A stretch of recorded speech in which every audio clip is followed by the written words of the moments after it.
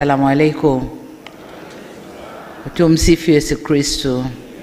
Bwana Yesu asifiwe.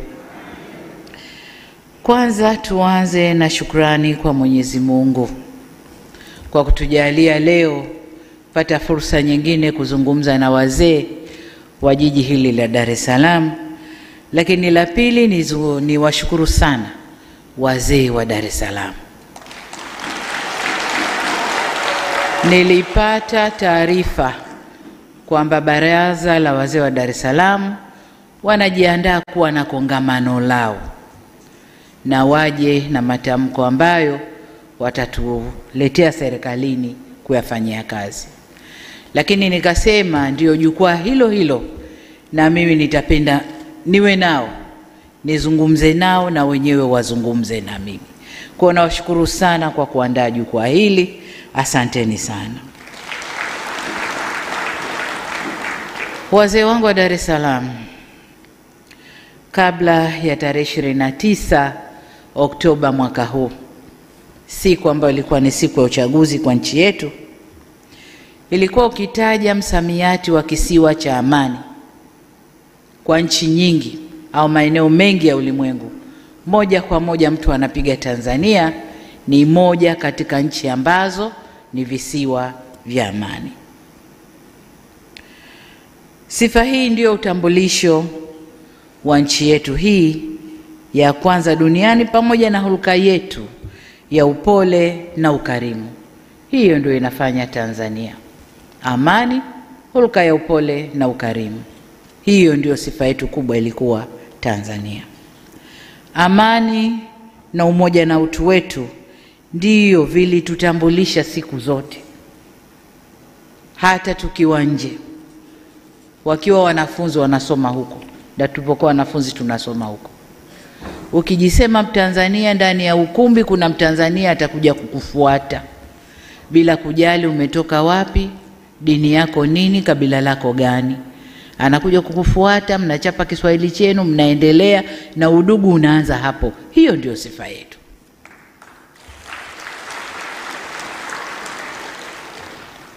Lakini kila siku zinavyokwenda, sifa yetu inaporomoka.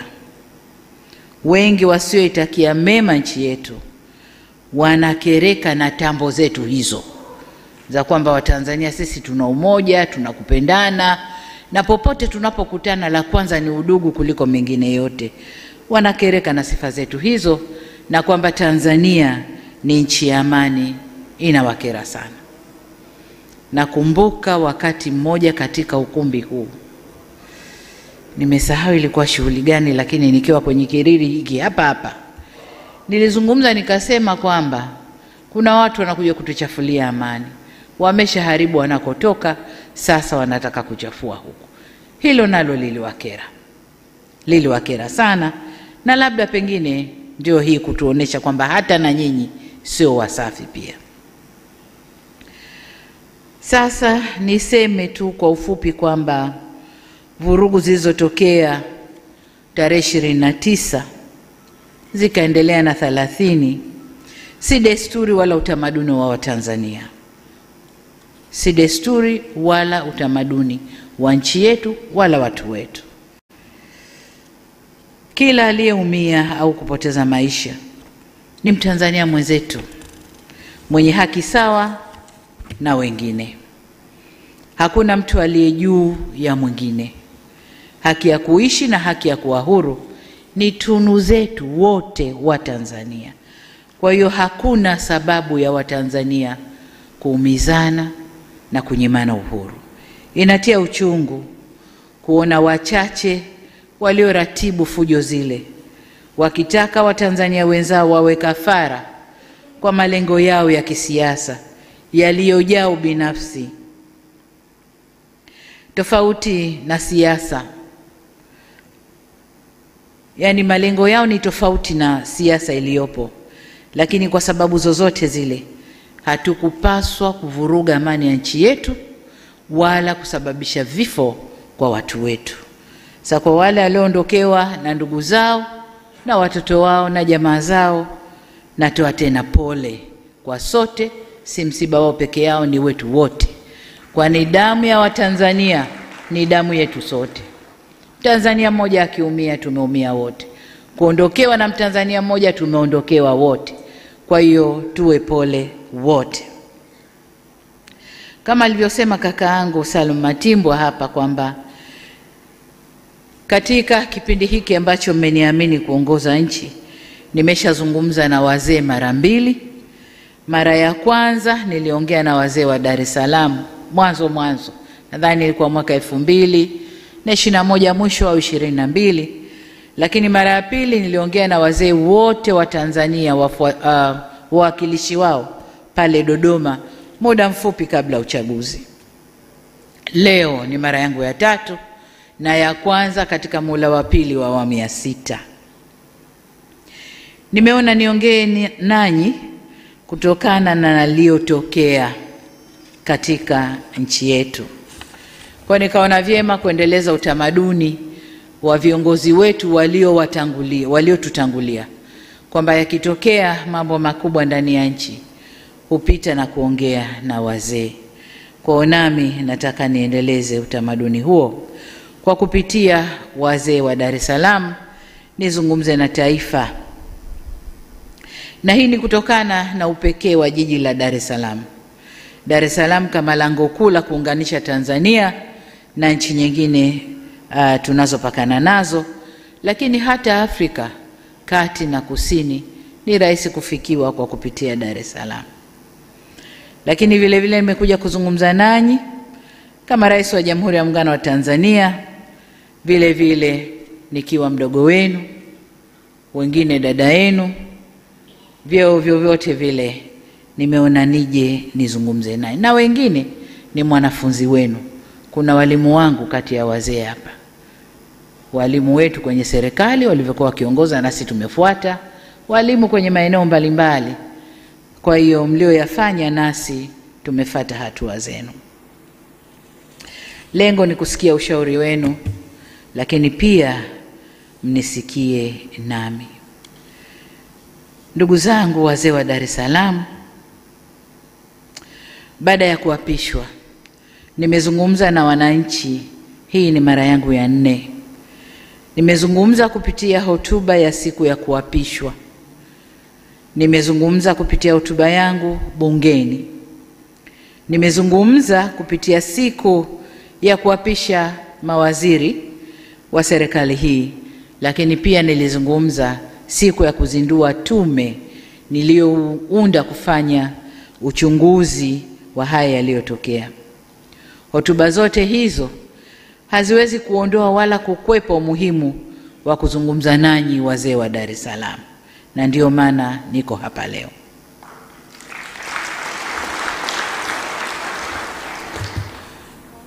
Dar es Salaam yetu ni kitovu cha biashara na moyo wa utamaduni wetu. Dar es Salaam hii kupitia vurugu zilizotokea imepitia kipindi kigumu sana, na wote hapa ni mashahidi. Kuna wengi ambao riziki zao ziko mikononi kwao tu, mpaka amke asubuhi atoke akajishughulisha apate cha kupeleka nyumbani, chakula na watoto. Vurugu zile zilifanya Dar es Salaam isimame. Wafanya biashara ndogo ndogo walisimama, wenye magenge walisimama, Kariakoo ilisimama, shughuli zetu zote zilisimama, na ilitulazimu tubaki ndani.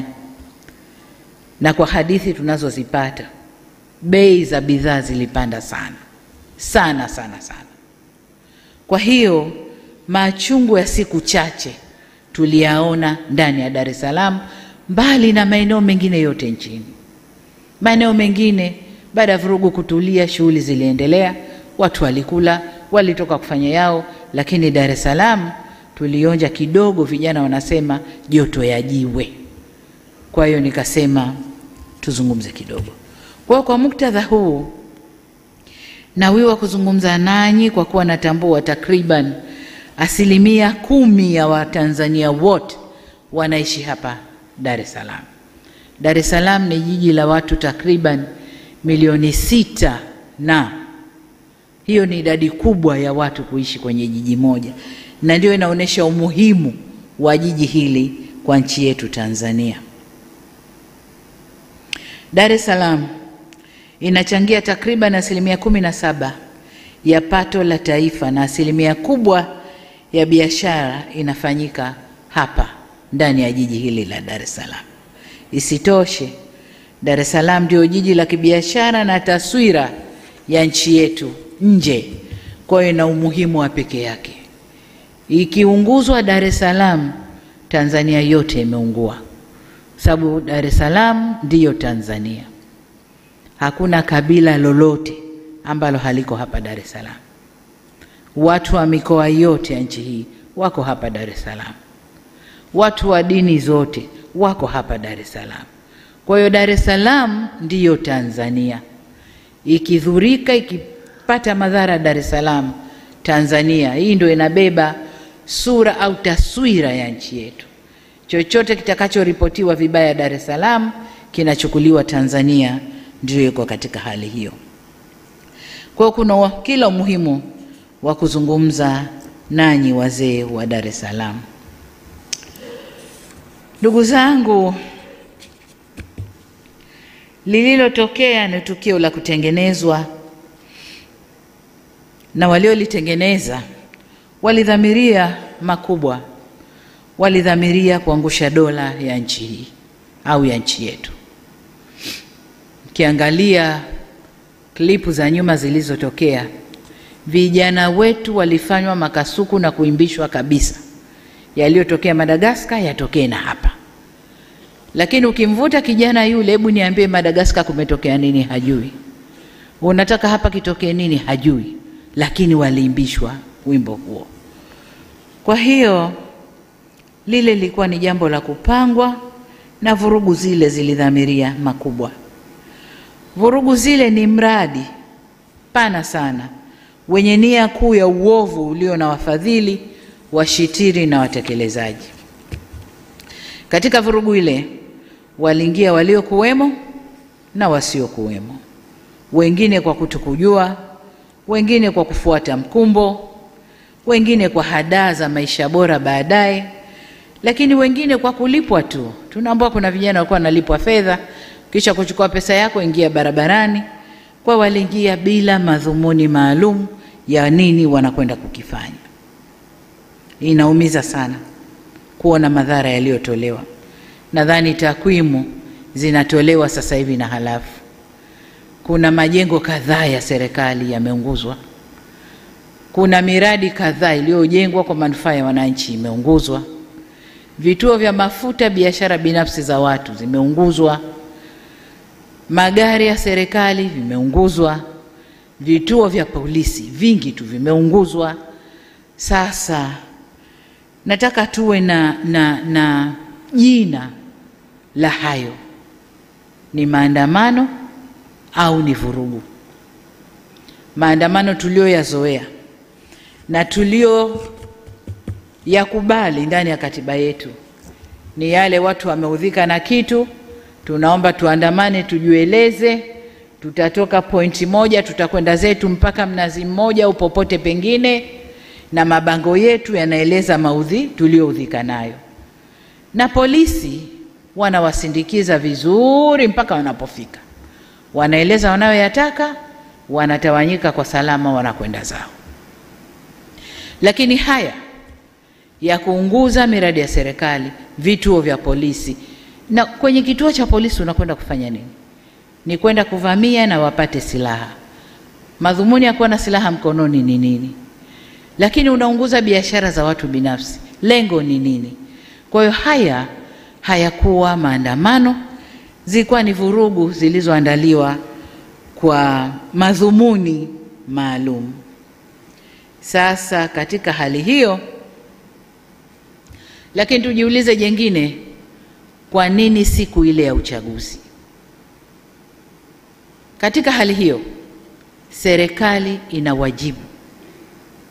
Tunaapa kuilinda nchi hii na mipaka yake, kulinda usalama wa raia na mali zao. Na katika hali hiyo, nguvu inayotumika inaendana na tukio lililopo. Sasa tunapoambiwa kwamba tulitumia nguvu kubwa sana kwenye tukio lile, nguvu ndogo ilikuwa ni ipi? Ilikuwa tuwaangalie waandamanaji waliojiandaa kufanya mapinduzi mpaka wafanikiwe? Hapo patakuwa pana dola kweli? Dola haiko hivyo, na hayapo Tanzania peke yake. Tulishashuhudia kwa wenzetu, waandamanaji wengi wanaingia njiani, na wakiingia njiani, serikali ikiona huu uandamanaji unakwenda pasipo, wanaweka nguvu kubwa. Wanaweka nguvu kubwa. Yameshafanyika kwenye mataifa huko na tumeyaona.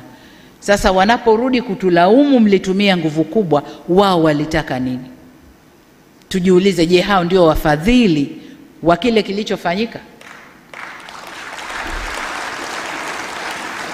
Walitaka tuangalie ile mobu mpaka ifanikiwe walichowapa fedha, walichowatuma? Hapana. Tuliapa kulinda nchi hii na mipaka yake, usalama wa raia na mali zao. Kwa hiyo katika kufanya hivyo, kama wanavyofanya wao, na sisi tutafanya vile vile kuilinda nchi hii.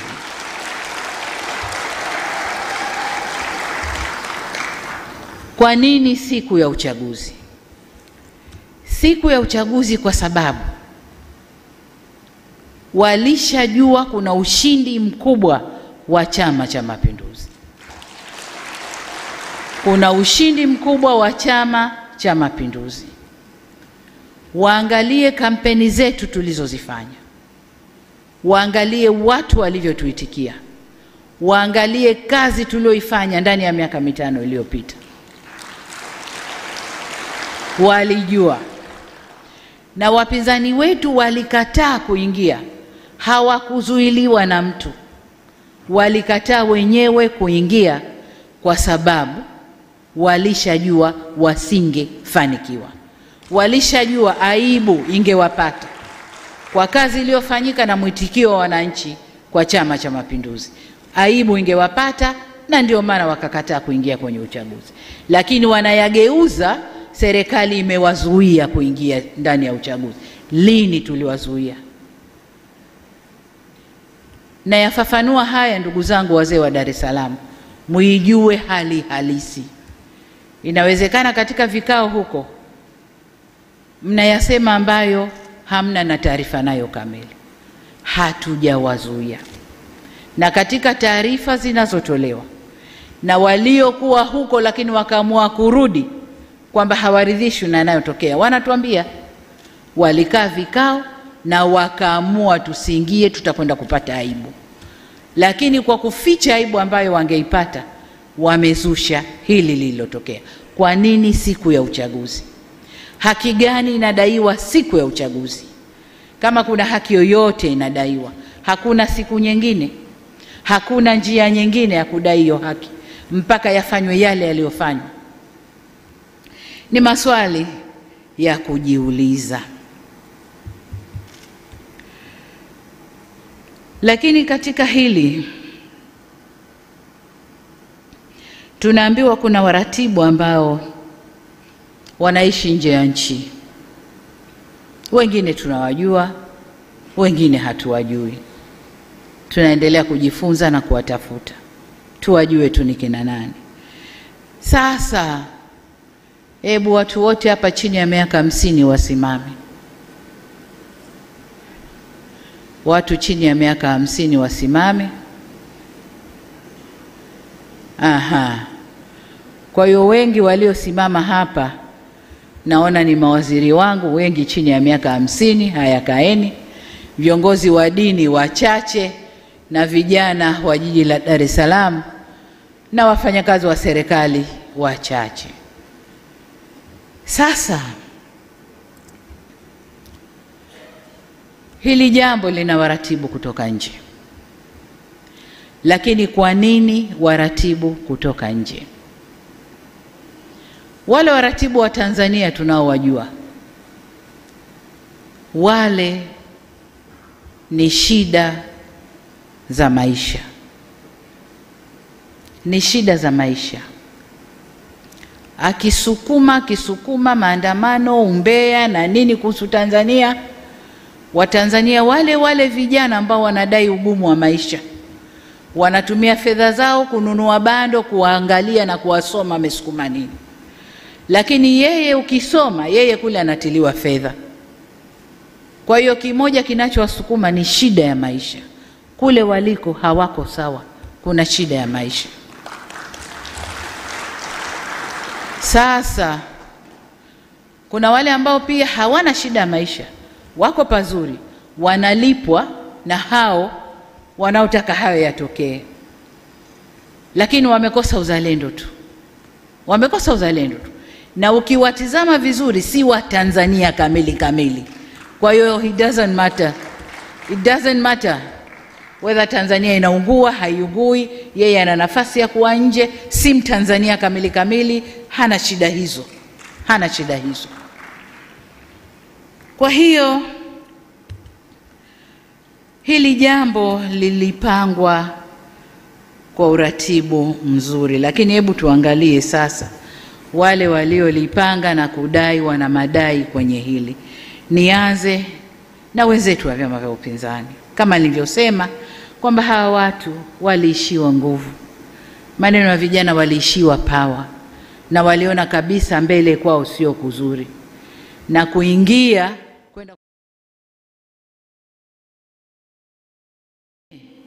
Hawa watu wana frustration zao huko nyumbani kwao, lakini wanataka kujificha na kusukuma lile dude kwa watu.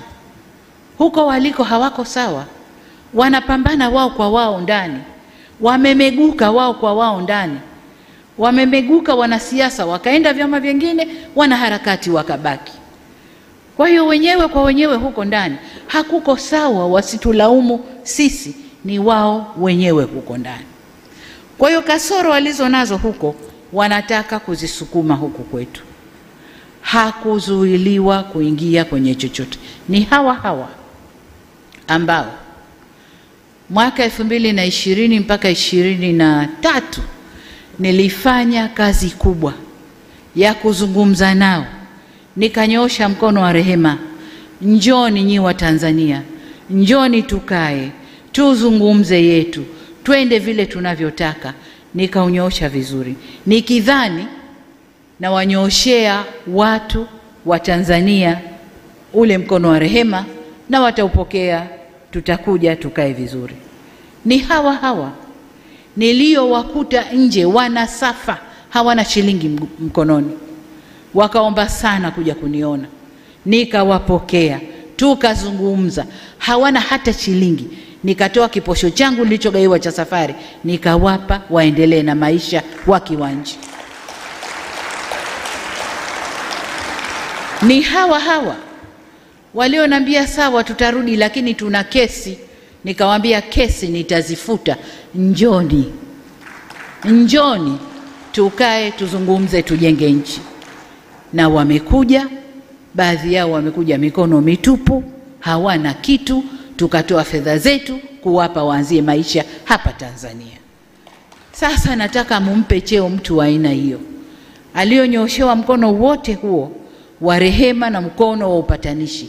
Yeye kaja, yule aliyemnyoshea ndo wa kwanza kumkashifu, kumtukana na kugeuza mambo, kuichafua nchi. Huyo mtu anaitwaje? Hii si tabia ya Watanzania. Wakati ule nafanya yote nilijua naongea na Watanzania waliotimia, wenye akili timamu. Nikajua watarudi, tukae, tuzungumze, tuende. Na niliwapa fursa zote, nyinyi ndo mashahidi. Niliwafungulia, walitaka kufanya maandamano, wakafanya maandamano, tukawasindikiza mpaka walipofika, wakasema yao, wakatawanyika. Yale ndo maandamano ambayo yameruhusiwa kikatiba, na ukiomba polisi atakwambia nenda kaandamane, tuambie ni ruti, tuwalinde mpaka mfike seme yenu. Yale ndo maandamano. Haya yaliyofanyika si maandamano. Ni hawa niliowapa fursa ya kufanya shughuli zao za kisiasa. Sasa siasa si kutukanana, siasa si kubezana, si kuharibu nchi. Hiyo sio siasa. Wazee wetu wa zamani, ukiwa na harakati hizo, wanasema huyu hajui siasa, huyu hafanyi mambo yake kwa siasa. Ina maana siasa maana yake ni usalama, siasa maana yake ni uungwana. Hiyo ndiyo maana ya siasa. Sasa kama mtu unampa ruhusa afanye siasa za kisiasa, anakwenda kufanya siasa anazozijua yeye za kuvuruga nchi, hiyo sio siasa. Hiyo sio siasa. Kwa hiyo ndugu zangu,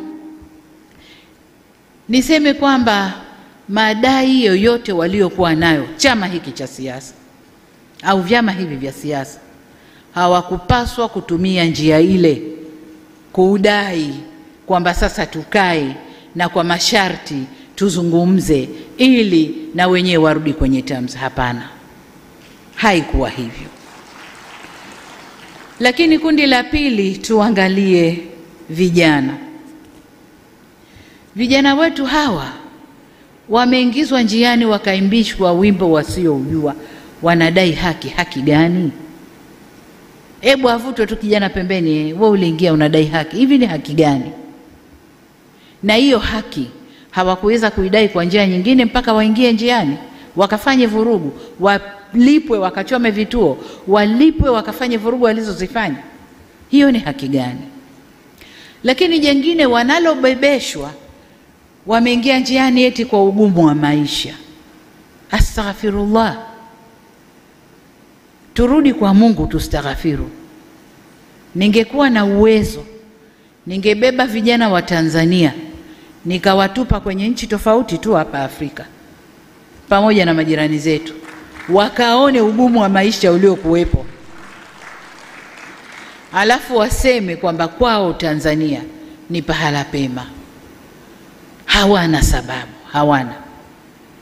Ugumu wa maisha kwa raha zako kabisa. Mwenye ugumu wa maisha kweli kwa raha zake kabisa ataingia njiani akaimbe oyoyoyo, huo ugumu wa maisha. Mwenye ugumu wa maisha ana struggle, anahangaika kutafuta chakula chake cha leo. Na wengi walikuwa kwenye kazi zao, wale wana ugumu wa maisha. Wengine hawakuwa na ugumu wa maisha, walikuwa wana sababu zao wenyewe. Kwa wale watafiti wafanye utafiti ndani ya Afrika Mashariki na nje, labda kusini mwa Afrika, waangalie nafasi ya Tanzania kwenye ugumu wa maisha. Wende wakaangalie. Kwa vijana wetu wasimezeshwe tu na wenyewe wakameza, hapana. Lakini kwa nini yote yanatokea haya? Tumejifunza kwamba vijana wetu tumewaacha wanakuwa wenyewe. Wanakuwa hawana mwelekeo, wanakuwa hawana watu wa kuwaongoza vizuri, na kwa maana hiyo hawana elimu ya uzalendo. Hayo ndio tuliojifunza. Vijana wazalendo hata kutoka vyama vya upinzani hawakukubaliana na hali ile. Walikuja kutuambia, jamani, kaeni vizuri, kuna hili linapangwa huku. Wale ni vijana wazalendo kutoka vyama vya upinzani. Lakini vijana wetu wengi wa Tanzania hawana uzalendo, na hilo serikali tumejifunza na tutakwenda kulifanyia kazi. Na ndio maana nikasema niunde wizara nzima ya vijana ili kushughulikia vijana kwa upeo mpana badala ya kuwa na kitengo ndani ya wizara kubwa. Kwa hiyo kwa upande wa vijana wetu hawakuwa na sababu yoyote ya kuingia njiani ila kutumwa na kuimbishwa mambo yasiyowahusu. Tuangalie taasisi zetu za dini ambazo nazo kwa namna moja au mingine wamejiingiza kwenye mkumbo huu. Hapa unajua, unapokuwa kiongozi lazima ukubali wakati fulani kukosa umaarufu, lazima ukubali. Na kama kukosa umaarufu kipindi hiki kuelekea kampeni, kuelekea uchaguzi na baada ya uchaguzi, utaondoka tu. Lakini uondoke, turekebishe, tuseme kweli. Taasisi zetu za dini, tunasema Tanzania haina dini, si ndio? Lakini watu wetu wa Tanzania tuna dini, na tuna dini za madhehebu mbalimbali. Tuna dini kuu sijui 4 sijui 5. Tuna Wakristo, tuna Waislamu, tuna Mabaniani, tuna mamonki wale sijui Buddha na wengine ambazo ziko huko zinafanywa, lakini kubwa ni hizo 4 au 5. Na hizi 4 au 5 zina madhehebu mbalimbali. Kwa Waislamu kuna Sunni, kuna Ibadhi, kuna Bohora, kuna Suminani, kuna mambo mengi tupo. Lakini na Wakristo na wenyewe wana madhehebu yao tofauti tofauti. Kikatiba na sheria za nchi, hakuna madhehebu hata moja ya dini yoyote imepewa uwezo kikatiba na kisheria kutoa matamko ya kuoverride madhehebu mengine yote ya dini. Hakuna. Hakuna. Wasitokeze watu wakajibebesha hilo. Siku zote nasema Tanzania hii haina mwenyewe, wenyewe ni sote. Hakuna mwenye certificate anaweza kusema Tanzania ni yangu na itaongozwa ninavyotaka mimi. Hakuna. Tuna sheria zetu, tuna katiba yetu. Tumeamua kwa democratic country tutaendesha demokrasia yetu kwa njia tulizokubaliana. Lakini viongozi wa dini msijifishe majoho ya kwamba nyinyi ndio mnaweza kuoverrun nchi hii. Hakuna. Hakuna. Tutakwenda kwa katiba na sheria ya nchi hii. Hatutaendeshwa na madhehebu yoyote ya dini. Madhehebu ya dini na wafuasi wao. Ubora wa dini uko mioyoni kwetu. Wale wanaoamini ndio wanajua ubora wa dini yao. Hakuna overriding hapa, kwamba mimi dini yangu ndio ita override Tanzania na tamko nikilitoa ndio hilo hilo, na hata wenyewe wanatofautiana. Mimi toka nimekaa matamko 8 yametolewa na teki 8, lakini ukenda chini chini wenyewe wanapingana, matamko yale hayafanyi kazi vizuri, wenyewe wanapingana, kwa sababu waliosimama kwenye mstari wa haki wanaona ile ni batili inayofanyika. Kwa hiyo waliosimama kwenye mstari wa haki hawaungani nao, wanaona ni batili iliyofanyika.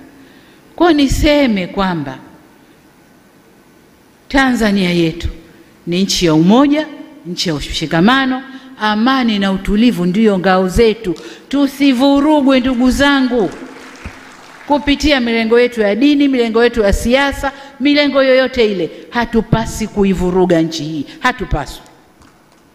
Hata kama aliyepo juu ya serikali humtaki.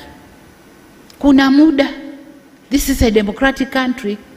Huyu mtu ataendesha mpaka wakati huu, kafanya makosa, semeni makosa yake. Kosa la serikali ya awamu ya 6 kueneza huduma bora za afya Tanzania, hilo kosa letu.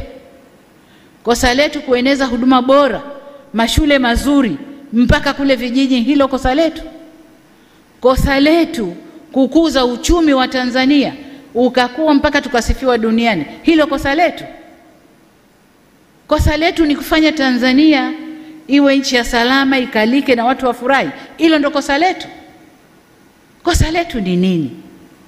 Kama mtu hampendi anayeongoza, tustahamili tu. Mioyo yote imeumbwa na stahamili. Demokrasia ipo, ataongoza, ataondoka. Kwani wote walioongoza kutoka mwanzo mpaka leo awamu ya 6 wote walipendwa na kila mtu? Nchi ilivurugwa. Sasa kama humpendi Samia, hakuna sababu ya kuvuruga nchi. Kama humpendi kwa alivyo, humpendi kwa dini yake, humpendi kwa alikotoka, hakuna sababu ya kuvuruga nchi. Katiba yetu, sheria zetu zipo. Nchi hii inaongozwa kwa katiba na sheria zetu. Hakuna sababu ya kuvuruga nchi ndugu zangu. Kwa ni waombe sana, zile sumu zinazotiwa huko, mnapotiwa sumu tumieni akili zenu. Najua hakuna eneo baya la kumpata mtu kama dini. Unapomkamata mtu kwenye dini na ukamlisha ubaya wa mtu kwenye dini, unajenga chuki ya ndani ya moyo kuliko wanasiasa. Wanasiasa wakimharibu mtu, wanamharibu mtu kichwani. Kichwa hakiweki. Akija mwingine na zuri, ile baya litaondoka, zuri litaingia. Lakini ndani ya moyo likiingia, limeingia. Kwa viongozi wetu wa dini, kaeni kwenye mstari wenu. Dini zetu zote zinasema kila mamlaka imeletwa na Mungu. Kila mamlaka imeletwa na Mungu. Iwe kwenye mamlaka kuna mwanamke, iwe kwenye mamlaka kuna mwanamume, kila mamlaka imeletwa na Mungu. Na sababu ya Mungu kuleta mamlaka hayo, hakuna anojua duniani. Hakuna. Mungu peke yake ndo alikuwa anajua. Kwa nini Samia leo yuko hapa? Kwa hiyo niwaombe sana viongozi wa dini, tuvae majoho.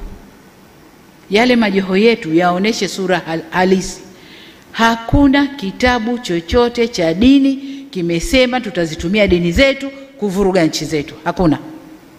Ni utashi binafsi wa watu kwa ubaya wa nafsi zao. Kwa msivae majoho ya dini mkatengeneza utashi wenu binafsi kwa kupitia vivuli vya dini. Niwaombe sana viongozi wa dini, tusimame, tusivuruge nchi yetu. Tusivuruge nchi yetu.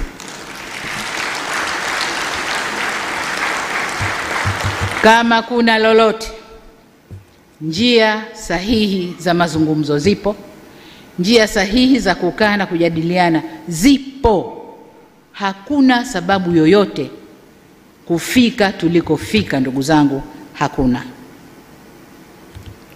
Nilikuja na falsafa ya R4, nikaifanyia kazi vizuri sana, ikaleta mwanga mzuri sana, mpaka wale nisio wajua jina lao wakenda wakabadilisha, nchi ikachukua mwelekeo mwingine.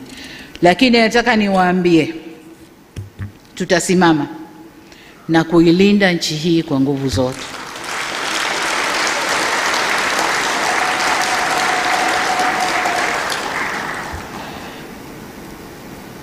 Nasema yaliyopita si ndwele, tugange yajayo. Kama madai ya wenzetu ni katiba, hakuna aliyekataa kurekebisha katiba ya nchi hii. Hakuna. Mnakumbuka niliunda tume ya haki jinai, ikaenda ikasoma Tanzania nzima na wakaniletea haya ndio wanayoyaona wa Tanzania. Na katika kuyatekeleza kuna ya muda mfupi, muda wa kati na muda mrefu. Na ya muda mfupi na muda wa kati mengi, 90% tumeyatekeleza. Lililobaki la muda mrefu lilikuwa ni la katiba, marekebisho ya katiba. Na lenyewe nikasema tutalitekeleza. Na mkisoma ilani ya uchaguzi ya Chama cha Mapinduzi, nimesema ndani ya siku 100 nitaunda tume ambayo itafanya kwanza maridhiano, halafu tuingie kwenye mchakato wa katiba.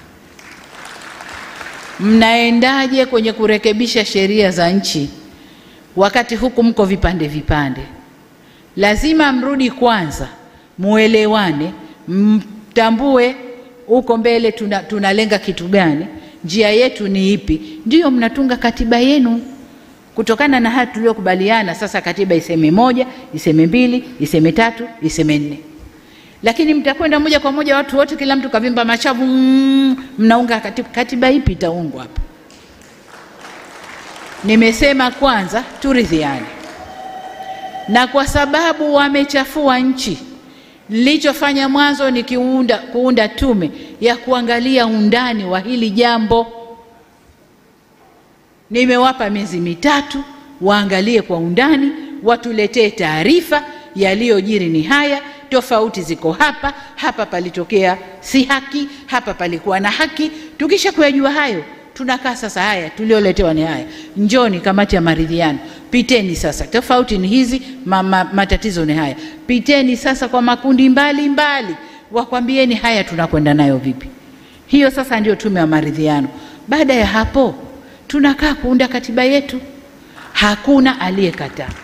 Leo wanasema wameingia njiani, wameharibu nchi, wanadai katiba. Katiba iko wapi? Inaning'inia wapi? Tuipachue tuwape. Katiba ni mchakato. Ni process. Tunaanza hili, tunakwenda hili, tunakwenda hili. Sasa katika vile visingizio vya kuepuka na aibu ya kushindwa kwenye uchaguzi, wanaweka visingizio. Visingizio vyote hivi vinaungwa mkono na nje. Hawana hata aibu. Nje huko wanakaa, Tanzania ifanye 1, ifanye 2, ifanye 3, halafu ndio itakuwa hivi. Who are you?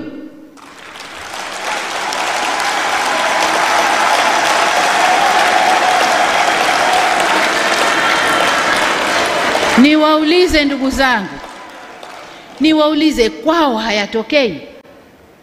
Kwao hayatokei? Tumenyanyua sauti sisi kusema ya kwao? Wanadhania bado wao ni masters wetu, ni wakoloni kwetu.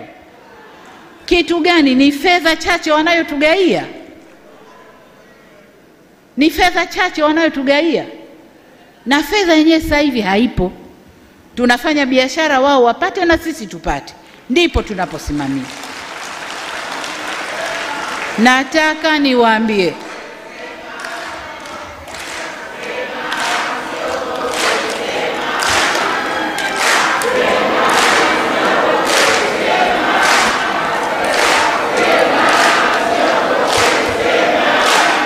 Tanzania oye! Haya, tukae ndugu zangu.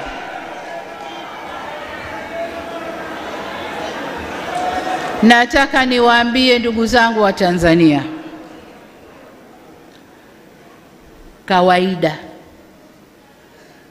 kawaida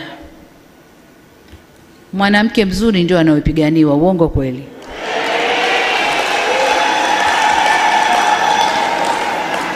Utakuta watu wanafokeana, wanapigana, wana nini, ukicheki majana dume 2 3 yanapigana, katikati kuna mwanamke mzuri.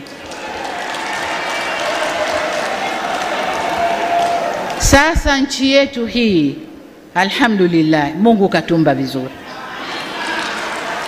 Katuumba vizuri sana. Katuweka pahali pazuri sana. Kama ninavyowaambia, Tanzania ni lango la kuingia Afrika. Tanzania inaweza ikatumika vizuri sana kibiashara. Inaweza ikatumika vizuri sana kisiasa za dunia. Inaweza ikatumika. Tatizo ni siasa tulionayo. Siasa ya kutofungamana kwa upande wowote. Kwa hiyo wengine wanakuja mlango huu, kueni na sisi, wengine wanakuja huu. Lakini pia mali Mungu alizotumba nazo, madini. Tanzania sisi tuna bahari, ambayo kwa kupitia bahari unaweza kwenda kokote ulimwenguni. Tanzania tuna maziwa makubwa, ambao kwa kutumia hayo unaweza kufanya biashara yoyote na nchi jirani hapa, na ukasafirisha vyovyote vile kwenda nchi jirani. Tanzania tuna ardhi nzuri ya kilimo, na ndio maana tunajitosheleza kwa chakula kwa 128%. Tunakula na tunauza. Kubwa zaidi, serikali tumejua kwamba kilimo ndio kila kitu chetu. Kwa tunatoa ruzuku kwa wakulima wazalishe zaidi mazao ya chakula na ya biashara. Tanzania sisi tuna hayo madini, ambao sasa kuna madini yanaitwa madini adimu duniani. Ndio dunia yote imetoa macho hapo. Pamoja na kwamba yapo kwengine duniani, lakini Tanzania ni moja kati ya nchi ambazo hayo madini yapo na watu wanayatolea macho. Kwa hiyo tunapigwa, tunalembewa mawe kwa vile Mungu alivyotuumba. Sasa nataka niwaambie, maumbile yetu na utajiri wetu isiwe lana, tukauana sisi kwa kuchawishiwa na wanaotolea macho nchi yetu. Hapana. Mjenga nchi ni mwananchi. Huu ni wakati wa Watanzania kushikana ndugu zangu, na kujua kwamba yaliyoumbwa na Mungu hapa kwetu ni yetu. Ni yetu. Na haya Mungu alitupa makusudi kuinyanyua nchi yetu. Kuinyanyua nchi yetu. Nyuma hatukuwa tunapigwa mawe sana. Tulikuwa tunahesabika tu ni nchi maskini inayoendelea polepole na nini na nini, lakini tulivyofungua utajiri, tukatumia rasilimali zetu kwa utalii, tukatumia madini yetu kibiashara, tukatumia bahari yetu na maziwa yetu kujenga uchumi wetu, Hili sasa ndilo linaloumiza watu huko ulimwenguni. Kwa hiyo huu si wakati wa kukaa tukanyosheana kidole sisi kwa sisi Tanzania. Ni wakati wa Tanzania kushikana, tukasema Tanzania ni yetu, Mungu aliiumba hapa kwetu na lazima itufaidishe sisi wa Tanzania.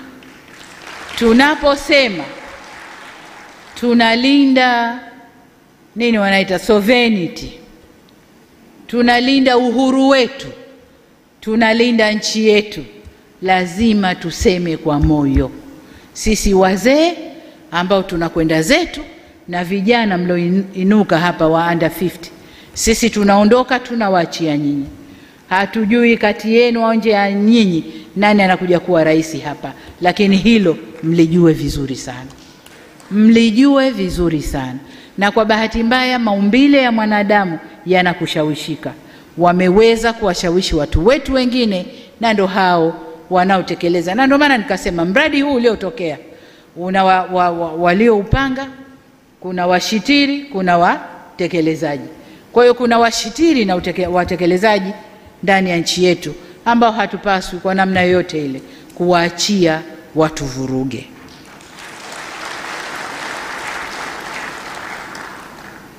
Ndugu zangu, nilisema aliyopita si ndwele, tugange yajayo. Lililopita limepita. Kwa maneno tunasikia liko jengine linapangwa, kini inshallah Mola hatosimama nao, litapeperuka. Lakini nataka niseme nilimsikia mmoja katika waandaji wa nje anasema hebu tarehe 9 liakhirisheni, nendeni subirini Christmas, kwa sababu sasa hivi wamejipanga. Nataka niwaambie wakati wowote wakija tumejipanga.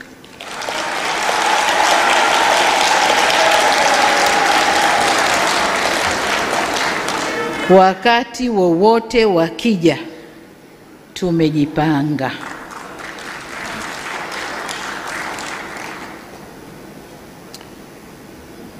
Kwa ujumla niseme kama wanadamu hukosana wakaelewana. Hatusemi serikali labda tuko safi hatuna makosa, hapana.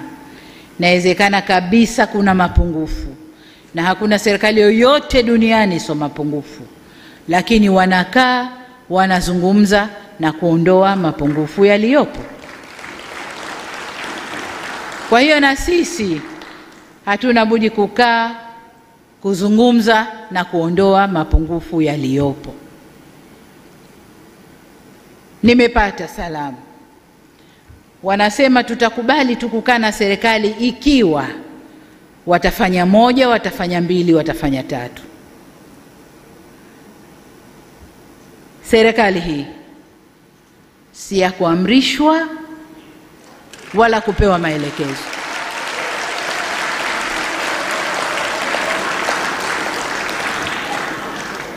Tumewataka wenzetu tuzungumze, waje kwenye meza tuzungumze. Na nimepata salamu za wengine wanaowapa nguvu. Hakuna mazungumzo mpaka mumwachie huyu, mufanye hili, mufanye hili.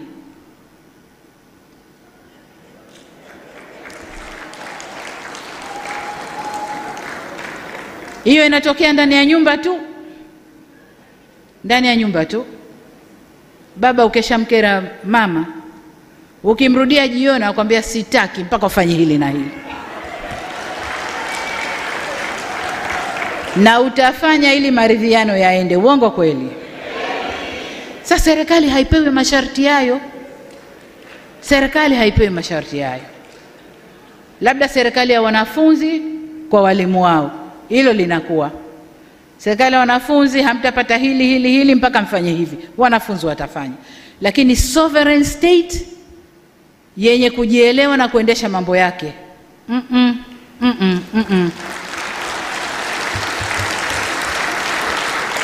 Kama ni Watanzania wa kweli na wanaumwa na Watanzania kama wanavyosema, Maana mara nyingi wanasema tunasema kwa ajili ya wananchi. Unajiuliza wepi? Wepi? Kama kwa ajili ya wananchi, wananchi walishasema, walishatoa maamuzi. Wameipa CCM 97%. Hayo ndio maamuzi ya wananchi. Wananchi wanao wasemea wao wepi? Halafu wanahoji kwa nini 97%? Kwa nini isiwe? Waswahili wanasema paukwa pakawa. Wao hawakuwepo, na wale 16 waliokuwepo ni wadogo sana. Wao ambao wangetingisha CCM hawakuwepo. Hakukuwa na Chadema, hakukuwa na ACT, ndio ambao tungekwenda nao. Na sisi tulijitayarisha kwamba tunakwenda kupambana na vyama vyetu vikubwa. Hawakuwepo. Mwananchi afanyeje? Tunataka kuambia hata hawa wafuasi wao walipigia Chama cha Mapinduzi. Walipigia Chama cha Mapinduzi. Wale wanaohoji kwa nini 97%, hiyo ndio kilichotokea. Ni 97% ya waliopiga kura, sio ya Watanzania wote. Ya waliopiga kura ni 97%. Kazi imefanyika, kampeni imefanyika, na watu wameelewa, wamepiga kura. Na Mungu ni mkubwa, kwamba lile balaa lao walilianza saa 5 sijui 6, watu walishajipeleka mapema asubuhi, wakapiga kura wakaondoka. Mungu ni mkubwa. Hasa kwenye miji, hawakufanya kote, hasa kwenye miji. Kwa hiyo ndugu zangu, sisi ni Watanzania. Tanzania itajengwa na Watanzania. Jeraha limetokea, lazima sisi Watanzania tutibu jeraha letu. Na hili sio la kwanza. Tulipata jeraha kama hili 2001. Ni Watanzania sisi tukatibu jeraha letu. Jeraha hili halitatibiwa na nje.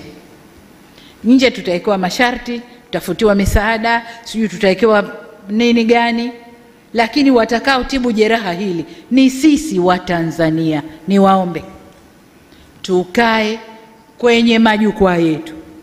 Wazee mna majukwaa yenu, na kwenye majukwaa yenu mna dini mbalimbali, mna makabila mbalimbali, mna vyama mbalimbali, lakini wote wazee wako kwenye majukwaa yenu. Kaeni mzungumze. Kaeni mzungumze, vijana wetu wasitumike walivyotumika. Unaporudi leo mzee na kulia kijana wako kaumizwa mguu, kijana wako kwa bahati mbaya alikufa, ulishindwa nini kumzuia asitoke? Ulishindwa nini kumwambia maneno ya hakima asiende? Tukawaachia. Sisi ndio wazee wa nchi hii. Tukae tuzungumze na vijana wetu kwenye mabaraza yetu na kwenye majukwaa mbalimbali. Viongozi wa dini, kama kweli vizimba vile tunavyoingia msikitini, Allahu Akbar, Allahu Akbar, na madhabahu yale tunayoyatumia, kama kweli tunayatumia kwa moyo na kumsabili Mungu, twendeni tukamsabili Mungu. Tuacheni huu uchochezi unaotokea. Tuacheni. Tusende kumtania Mungu. Huku ni kumtania Mungu. Kuchukua utashi wako binafsi wa nafsi yako ukauingiza ukauvisha majoho ya dini. Hapana, huku ni kumtania Mungu. Ni kumtania Mungu. Tuacheni kumtania Mungu. Ndugu zangu, nimesema kazi yetu sasa ni kuziba jeraha, na hapa nataka nizungumze na watoto wangu pia wanaoangalia mbele, vijana wangu hawa na wengine walio nje wanaoangalia mbele. 2030 safari hiyo isiende kutuvurugia nchi yetu. Nilizungumza na mawaziri wangu nikawaambia, na muangalia mmoja mmoja. Una interest ya huko, kaa nje kafanye huko, usifanye ukiwa ndani ya serikali yangu. Nimekuweka hapo ukatumikie wananchi. Interest yako ya huko mbele, twende utaikuta huko mbele. Mungu ndio anajua nani kiongozi wetu baadaye. Ni Mungu peke yake ndio anajua. Kwa unaweza ukajipanga, unaweza ukawa na mikakati, unaweza usiwe. Kwani wangapi waliomba na wakapanga na wakawa na mikakati? Walikuwa na nguvu zote mpaka za kifedha, walikuwa. Mungu ndiye anajua nani uko mbele ndio kiongozi wetu. Kwa ile safari ya 2030 isiende kutuharibia nchi. Ndugu zangu, mengine yaliyosemwa na wazee hapa nimeyapokea. Waziri wao yupo ambaye atashughulikia shida zao.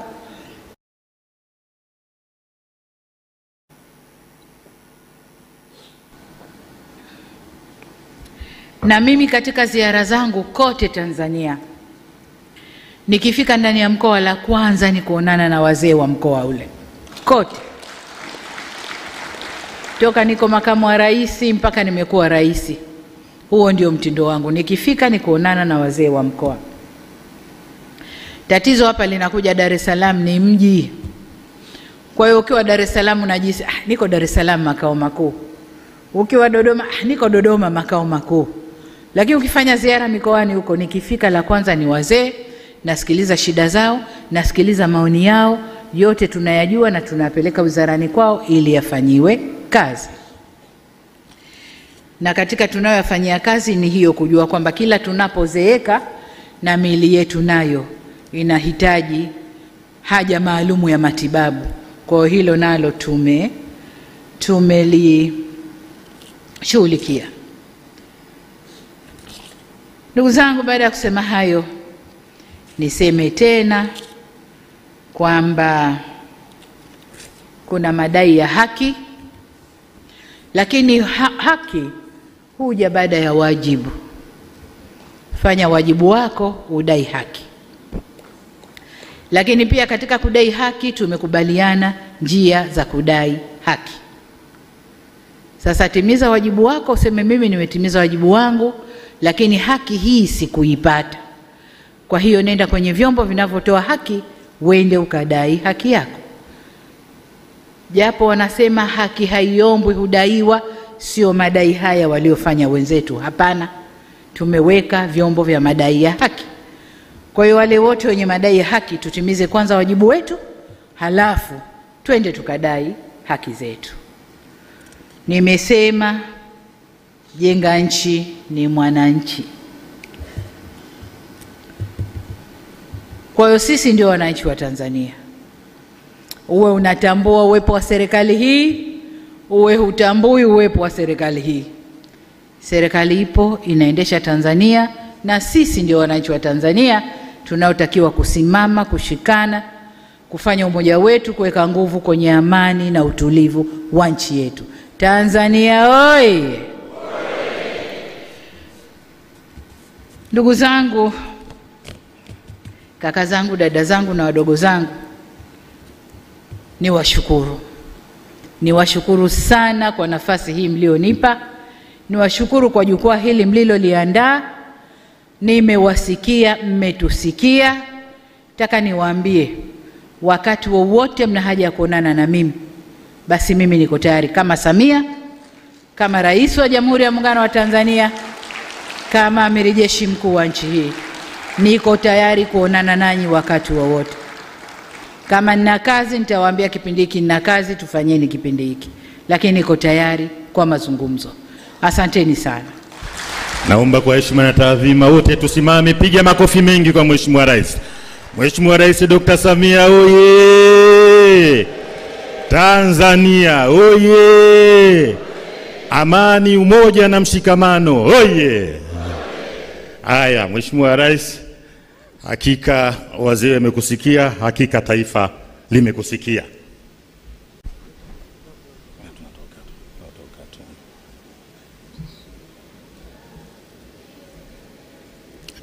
Na sasa kwa heshima na taadhima naomba